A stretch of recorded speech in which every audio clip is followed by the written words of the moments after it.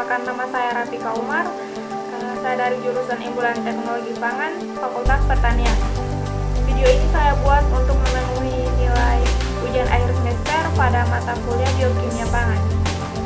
Di sini saya akan mereview sebuah jurnal yang berjudul Basis Biokimia dari Penampilan dan Perubahan Tekstur di Buah dan Sayuran Segar.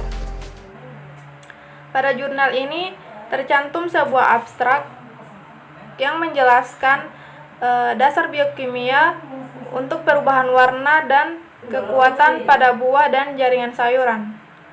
Karena penampilan dan tekstur adalah dua faktor paling mendasar yang mempengaruhi kualitas produk potongan baru. Maksudnya adalah untuk memberikan tingkat pemahaman yang dapat digunakan untuk mendukung arahan penelitian di masa depan untuk menyelesaikan masalah yang ada yang membatasi kualitas potongan baru dan umur simpan. Di sini ada perkenalan awal menjelaskan tentang perubahan penampilan dan tekstur adalah dua karakter mendasar yang menentukan penerimaan buah dan sayuran segar. Pemahaman tentang proses yang mengarah pada perubahan ini sangat penting dan mengembangkan pendekatan yang lebih baik untuk meminimalkannya dan karenanya meningkatkan kualitas dan umur simpan bagi konsumen. Pada penampilan yang kedua menjelaskan tentang penampilan buah atau sayuran yang baru dipotong adalah atribut yang paling jelas bagi konsumen dan sangat mempengaruhi keputusan untuk membeli banyak faktor yang berhubungan. Memengaruhi penampilan dari efek yang berhubungan dengan luka hingga pengeringan kolonisasi mikroba. Faktor-faktor ini memiliki penyebab berbeda dan efek yang berbeda. Tapi semua menghasilkan produk yang tidak menarik. Bagian ini akan membahas faktor-faktor umum untuk pemotongan baru dari banyak tanaman seperti kecoklatan pada buah dan hilangnya klorofil pada produk hijau. Ditambah beberapa contoh masalah yang spesifik tanaman tertentu seperti blast on putih dan pengembangan of warna. Pada bagian 2.1 tepi kecoklatan, yaitu menjelaskan tentang masalah khusus pada buah dengan daging putih seperti apel dan pir, tetapi juga merupakan faktor dalam banyak produk buah dan sayuran segar lainnya. Ulasan sebelumnya mengenai mekanisme dan kontrol pencoklatan enzimatik telah dibatasi pada deskripsi biokimia interaksi polifenol oksidase atau PPO dengan polifenol dan oksigen. Pada gambar 1 ini menjelaskan tentang lokalisasi internal dan eksternal senyawa fenolik dan enzim pengoksidasi fenolik atau polifenol oksidasi dan peroksidasi dalam sel tanam yang khas. Di sini ada beberapa detail yang menjelaskan sehubungan dengan pelokalan senyawa fenolik dan enzim yang berinteraksi dengannya sehingga menyebabkan kecoklatan. Sintesis senyawa fenolik dikaitkan dengan retikulum endoplasma atau protein yang terlibat dengan sintesis mereka baik dimasukkan ke dalam membran retikulum endoplasma secara longgar terkait dengannya. Setelah berbentuk, senyawa-senyawa ini terglikolasi dan kemudian diinstruksi dalam vektor transport yang berbentuk dari membran retikulum endoplasma. Partikel-partikel ini adalah kendaraan di mana senyawa fenolik diangkut ke vakuola atau ke kompartemen dinding sel. Pada bagian 2.2 menjelaskan tentang reaksi kecoklatan. Reaksi pencoklatan umumnya dianggap sebagai konsekuensi langsung dari tindakan PPO pada polifenol, meskipun beberapa telah menghubungkan setidaknya sebagian peran dengan aksi fenol peroksidase atau POD pada polifenol. Seperti pada gambar 2 ini, di sini tercantum gambar 2 yang menjelaskan tentang mekanisme polifenol oksidase pada monofenol dan difenol. Catatan aktivitas hidroksilasi memiliki lebih rendah Fmax daripada aktivitas oksidasi, dan menunjukkan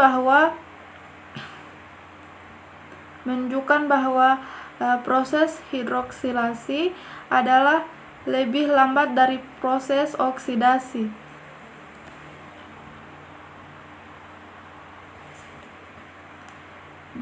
Dfmax nilai-nilai yang didasarkan pada aktivitas tirosinase jamur pada menophenol L-tirosin dan resultan diphenol L-dopa.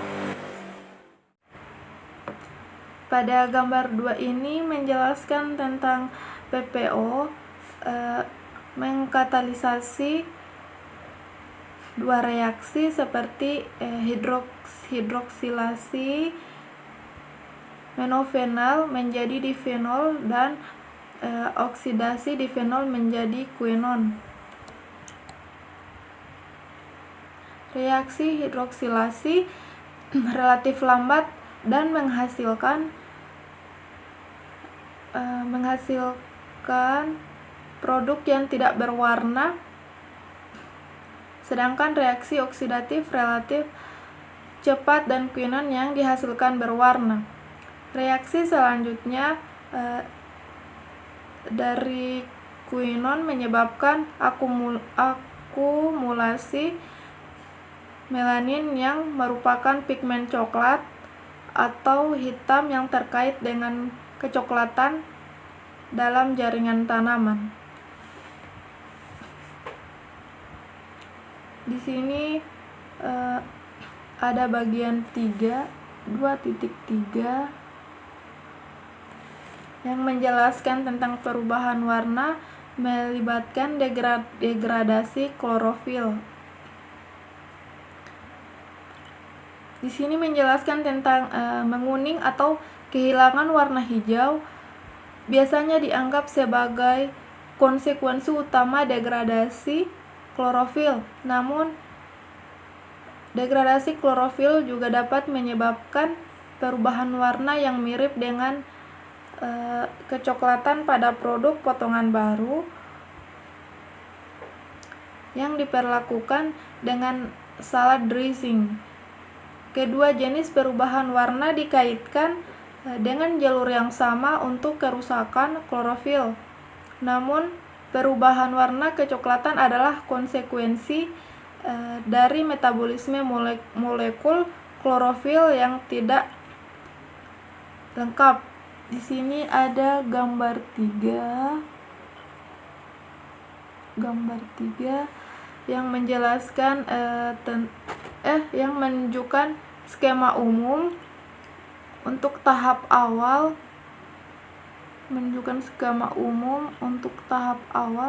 Pemecahan klorofil yang akhirnya mengarah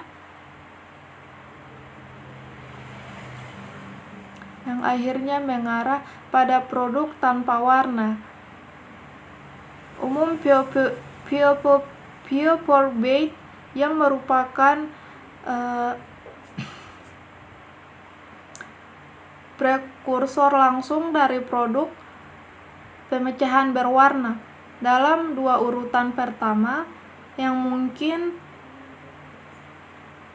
magnesium declitase dapat bertindak langsung pada molekul klorofil untuk menghasilkan peptin yang berwarna coklat zaitun, dan ini dapat dikonveksi menjadi pulverbate, menjadi produk tidak berwarna yang akhirnya diangkut ke vakuola untuk penyimpanan. Radikal peroksi dapat secara langsung menyerang molekul klorofil, menyebabkan hilangnya struktur dan warna, sehingga mekanisme kedua berkaitan dengan reaksi terkait peroksidase adalah sejumlah reaksi peroksidase yang dapat menyebabkan oksidasi klorofil, termasuk reaksi yang menggunakan sebagai senyawa fenolik, substrat, dan nitrit. Mekanisme peroksidase tampaknya bukan merupakan oksidasi langsung oleh hidrogen peroksida yang dimediasi oleh peroksidasi, melainkan diduga disebabkan oleh oksidasi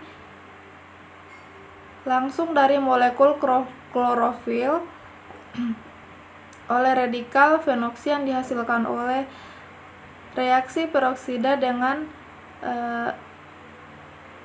hidroksil sekelompok senyawa fenolik yang diperoleh pada titik gambar 4. Ada gambar 4 yang menjelaskan interaksi peroksidase dengan senyawa fenolik ini juga menghasilkan produksi anion superoksida secara bersamaan. Gambar 4 ini menjelaskan secara langsung mengoksidasi molekul klorofil. Gambar skema untuk 3 jalur klorofil yang mungkin terjadi pada sel-sel jaringan tanaman hijau yang rusak. Skema ini dibangun dengan informasi yang sudah diperoleh. Kita masuk pada bagian 2.4,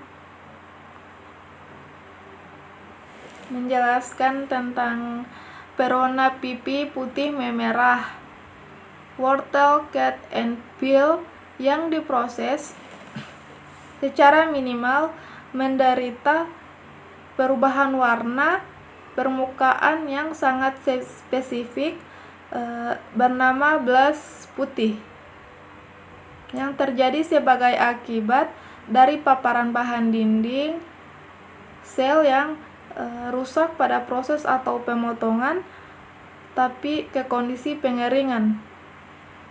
Sementara pengeringan adalah proses fisik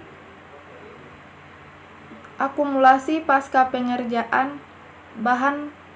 Lignifikasi dapat terjadi sebagai proses luka atau mengidentifikasikan kejadian dan tingkat keparahan ini.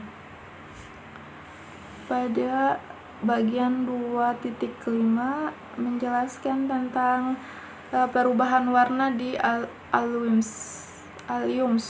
Perubahan warna di alliums. Di sini menjelaskan bahwa bawang putih dan bawang perai dapat mengembangkan warna merah muda, merah hijau, biru hijau, atau biru sebagai konsekuensi dari gangguan sel. Ini tidak umum pada produk potongan baru, tetapi dalam kasus di mana operasi pemotongan atau penanganan menyebabkan kerusakan jaringan yang disignifikan, perubahan warna ini dapat terjadi.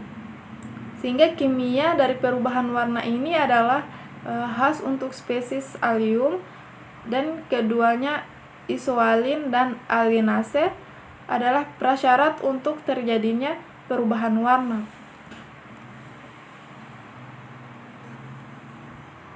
Pada bagian 2.6 menjelaskan tentang coklat sekunder pada apel. Di sini menjelaskan tentang pencoklatan sekunder baru-baru ini diidentifikasi sebagai batasan kualitas pada apel segar.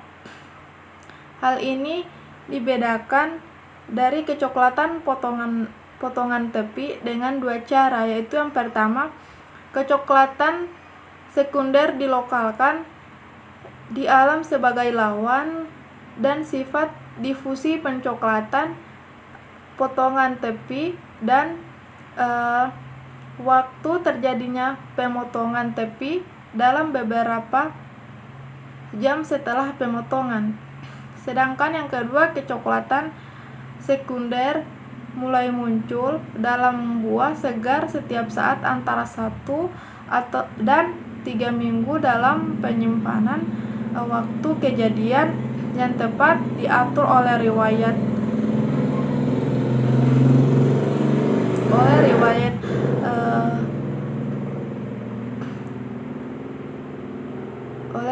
suhu penanganan produk.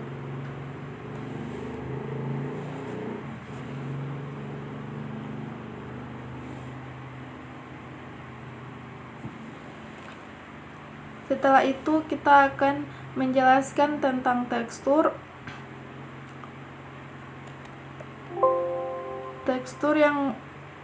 Tekstur menjelaskan tentang muncul dalam banyak samaran, kerenyahan, kekerasan ukuran, kesegaran, dan lain-lain.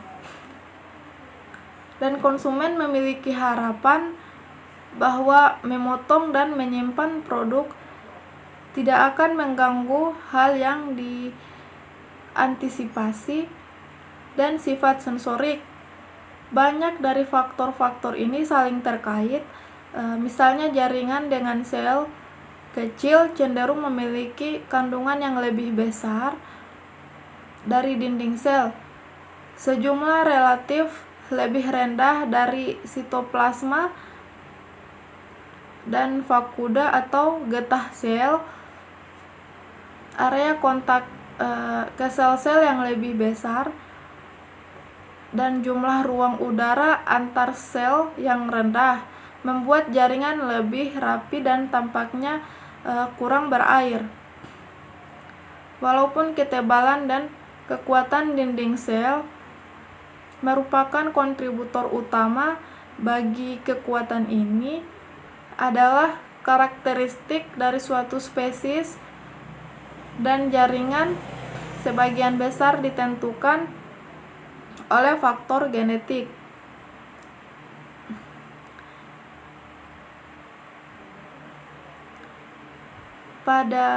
Kita masuk pada bagian 3.1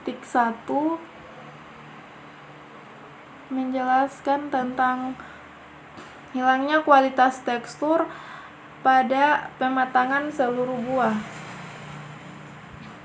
Banyak perubahan yang terjadi pada buah segar merupakan lanjutan dari peristiwa pematangan normal yang mengarah pada pelunakan, dikombinasikan dengan atau dipengaruhi oleh efek dari pemotongan dan luka jaringan. Dengan pemahaman tentang pelunakan terkait pematangan normal adalah penting sebelum mempertimbangkan kasus khusus buah segar.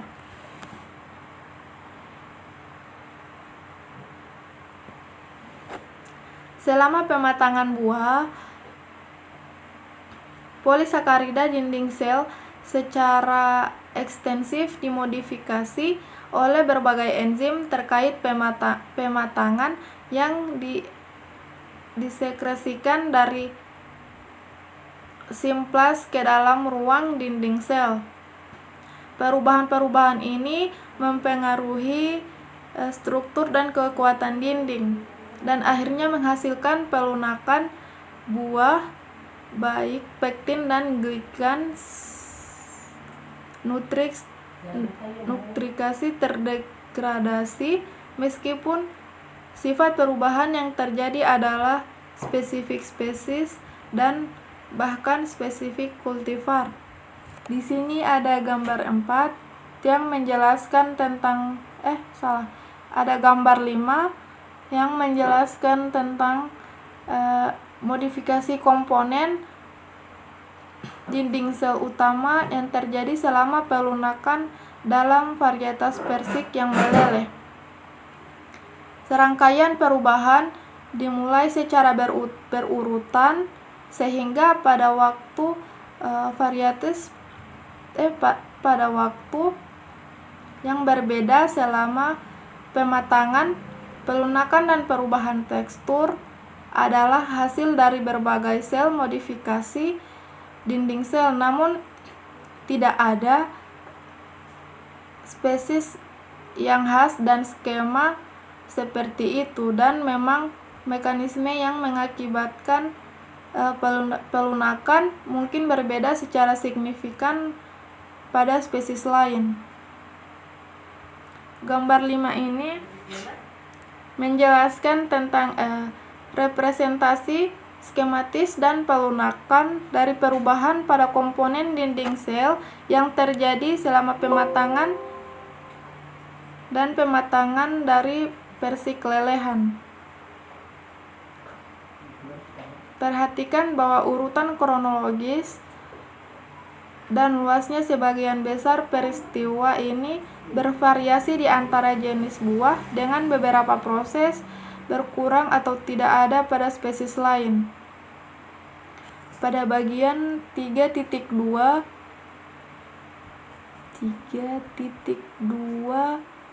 menjelaskan tentang hilangnya kualitas tekstur pada potongan baru.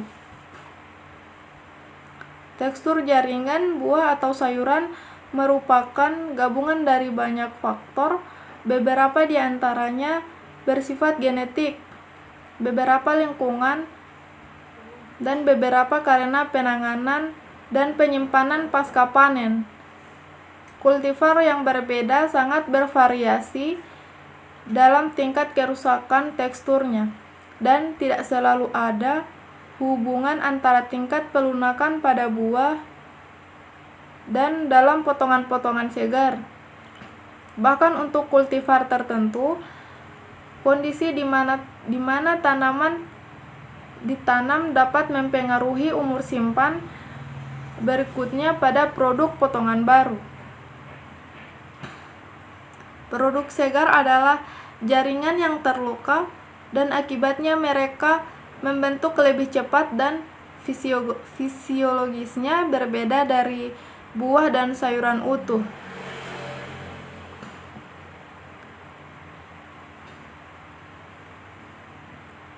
Di sini kita masuk pada kesimpulan. Kita langsung saja pada kesimpulan. Di sini kesimpulannya jelas menunjukkan bahwa pengetahuan mengenai mekanisme biokimiawi dari perubahan warna dan tekstur sangat luas. Meskipun tidak berarti lengkap, penerapan pengetahuan ini untuk masalah warna dan tekstur tertentu sangat penting untuk manajemen kualitas dalam produk buah dan sayuran segar.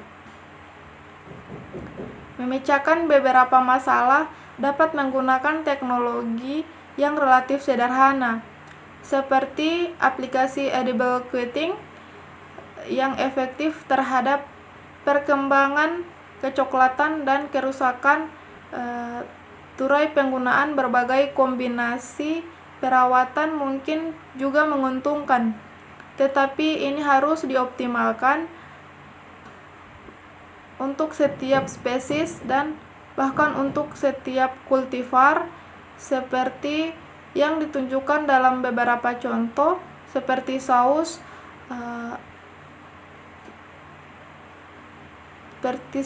anti kecoklatan yang digunakan pada apel segar. Hasil perawatan tidak selalu dapat diprediksi dan efek yang tidak terduga, baik positif maupun negatif. Sekian itulah video dari saya. Jika ada salah kata mohon dimaafkan. Assalamualaikum warahmatullahi wabarakatuh.